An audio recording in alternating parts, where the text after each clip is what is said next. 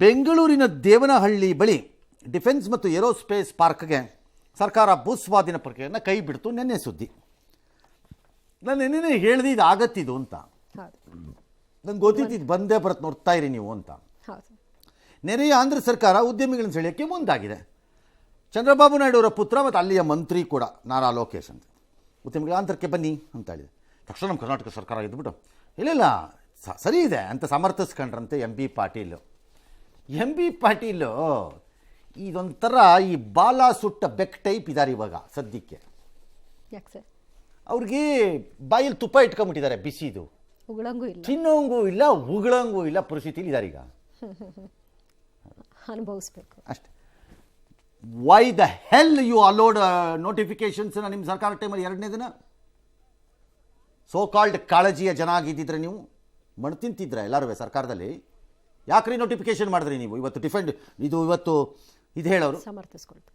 ಬಹುಭಾಷಾ ನಟರಾಗಿದ್ದವ್ರು ಎಲ್ಲ ಕಡೆನೂ ಮಾಡ್ಬೋದಲ್ಲ ಅಂತ ಅನ್ನೋದಕ್ಕೆ ಯಾಕ್ರಿ ಹೇಳಿದ್ರಿ ಹೇಳಿಕೆನ? As a industries minister do your job. As a chief minister ಅವ್ರು ತಗೊಳ್ಳಿ ತೀರ್ಮಾನನ. As an industries minister my job is to do this. If the government ಸರ್ಕಾರ ಹೇಳೋದಾದ್ರೆ ನಾನೇನು ಮಾಡೋಕ್ಕಾಗಲ್ಲ, ಅದನ್ನು ಪಾಲನೆ ಮಾಡ್ತೀನಿ. ಸಮರ್ಥನೆ ಏನ್ರಿ ಸಮರ್ಥನೆ? ಇನ್ನೂ ನಿಮ್ಮ ಮುಂದೆ 4 ಸ್ವಾಧೀನಗಳಿದೆಯಲ್ಲ, ಅದಕ್ಕೆಲ್ಲ ಯಾವ ಸಮರ್ಥನೆ ಹಂಗಾರೀಗ? ಸಮರ್ಥನೆ ಅಂತೆ. Then why are you industries minister? Go home.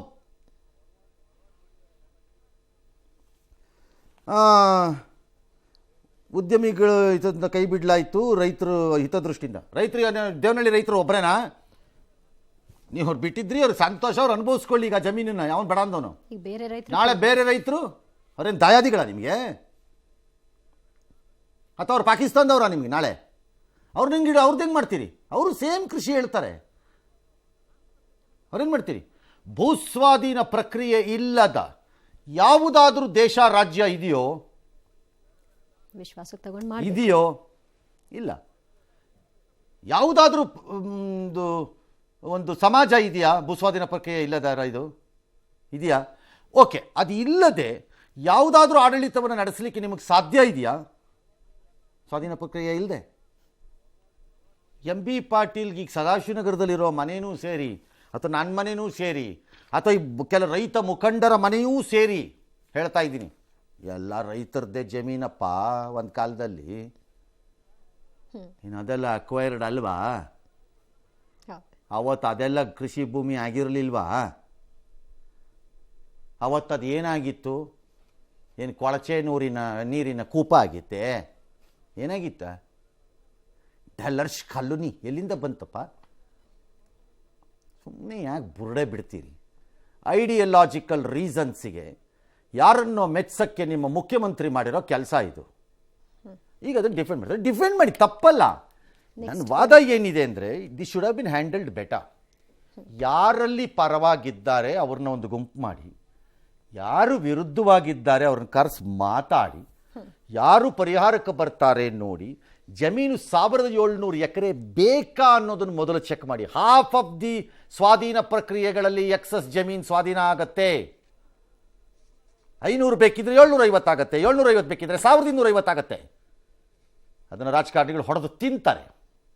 ತಿಂದಿರೋ ರಾಜಕಾರಣಿಗಳು ನಂಗೆ ಗೊತ್ತಿದೆ ಯಾರು ಅಂತ, ಹಿಂದೆ ಇಲ್ಲ. ಹಾಗಾಗಿ ಅದನ್ನು ರೀಅಸೆಸ್ ಮಾಡಿ ಎಷ್ಟು ಜಮೀನು ಬೇಕಾಗಿ ಬರಬಹುದು. ನಂಬರ್ 2. ನಂಬರ್ 3, ಕೇಳ್ತಿರೋರ್ನಲ್ಲಿ ಬಹುಜನರು ಎಕ್ಸಸ್ ಕೇಳಿರಬಹುದೇನು?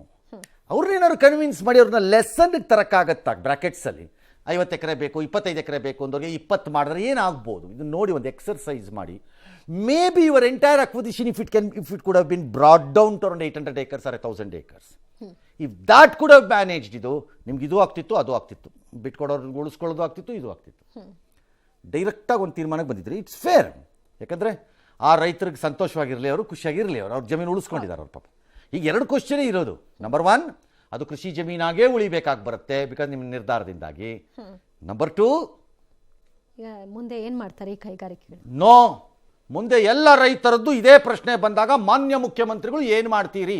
ಇದೊಂದು ಪ್ರಕರಣಕ್ಕೆ ಸೀಮಿತವಾಗಿ ಅಂತ ಮಾಡೋಕ್ಕೆ ಹೇಗೆ ಸೀಮಿತವಾಗಿ ಮಾಡಿಬಿಡ್ತೀರೋ? ಅದು ಹೆಂಗೆ ಮಾಡಿಬಿಡ್ತೀರೋ? ಯಾಕೆ ಅಲ್ಲಿಗೆ ಪ್ರಕಾಶ್ ರೈಜ್ ಬೇಕಿಲ್ಲ, ರೈತರೇ ಸಾಕವಾಗ. ಸಂಘಟನೆಗಳು ಹಾಂ, ವಿ ಎಕ್ಸಾಕ್ಟ್ಲಿ ವೈ ನಮಗೆ ಗೊತ್ತಾಗ್ತಾ ಇದೆ ಇದರಲ್ಲಿ ಚೀಫ್ ಮಿನಿಸ್ಟರ್ ಯಾಕೆ ಇದರಲ್ಲಿ ಮುಂದಕ್ಕೆ ಹೋಗಿದ್ದಾರೆ ಈ ಥರ ಅಂತ. ಬಟ್ ಇಟ್ಸ್ ಆಲ್ ರೈಟ್, ಹೋಗಾಗಿದೆ. ಈಗ ಮುಂದೆ ಹೇಳಿ, ಈಗ ಏನಂತ ಈಗ ನಾರಾ ಲೋಕೇಶ್ ಹೇಳಿದಾಗ ಅದಕ್ಕೆ ಗೃಹ ಪರಮೇಶ್ವರ್ ಇದು ಅವಕಾಶ ರಾಜಕಾರಣ ಅಂತ ಒಬ್ಬರಂತೆ. ಅದೇ ಕತ್ತೆ ಕಾಯಕ್ಕಿದಾರ ಅವ್ರ ರಾಜ್ಯದಲ್ಲಿ? ಇಷ್ಟು ದಿನ ಯಾಕೆ ಹೇಳಲಿಲ್ಲ ಅಂತ ಕೇಳ್ತಿದ್ದಾರೆ ಸರ್. ಈಗ ಅವ್ರು ಇಷ್ಟ ಬಂದಾಗ ಕೇಳ್ತಾರೆ, ನಿಮ್ಮನ್ನು ಕೇಳ್ಕೊಂಡು ಕೇಳಬೇಕಾ ಅವರ? ಓ, ನಿಮ್ಮ ಪರ್ಮಿಷನ್ ತಗೋಬೇಕಾ? ಲೆಟರ್ ಬರೆದುಬಿಟ್ಟ ಇರೋದೇ. This is A competitive world. ಇದು ನೀವು ಬುರುಡೆ ಬಿಟ್ಕೊಂಡು ಆಟ ಆಡಿದ್ರೆ ಕೇಳೋನು ಯಾವನು?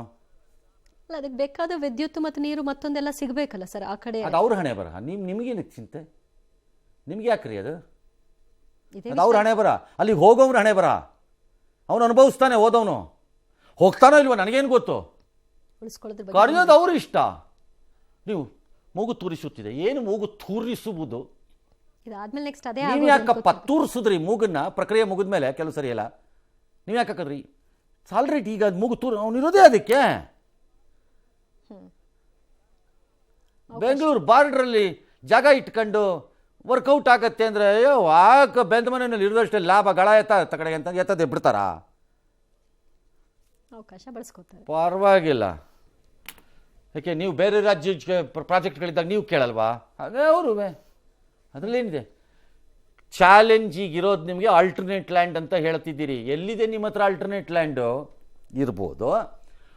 ಇದ್ರದ್ದೇ 5 ವರ್ಷ ಆಗಿದೆ, ಪ್ರಕ್ರಿಯೆ ಮುಗಿದೀಗ. ಈಗ ಹಂತಕ್ಕೆ ತಂದಿದ್ದೀರಿ 4 ವರ್ಷಕ್ಕೆ. ಇದನ್ನ ನಾಳೆ ಬೆಳಿಗ್ಗೆ ಅಕ್ವೈರ್ ಮಾಡೋಕ್ಕಾಗಲ್ಲ ಹೊಸ ಲ್ಯಾಂಡ್ ನಿಮ್ಮ ಕೈಯಲ್ಲಿ. ಅದಕ್ಕೆ ಇನ್ನೊಂದಷ್ಟು ಸಮಯ ಬೇಕು. ಗಾನ್. ಮುಖ್ಯಮಂತ್ರಿಗಳಿಗೂ ಇಂಡಸ್ಟ್ರಿಗೂ ಯಾಕೋ ಒಗ್ಬರಲ್ಲ ಅಂತ ಕಾಣುತ್ತೆ ನನಗೆ. ಕಿಯಾ ಹೋಗಿತ್ತು, CM ಹಿಂದೆ ಇದ್ದಾಗ, CM ಆಗಿದ್ದಾಗಲೇ ಹೀರೋ ಹೋಗಿತ್ತು. Hero plant we had last from Hubli.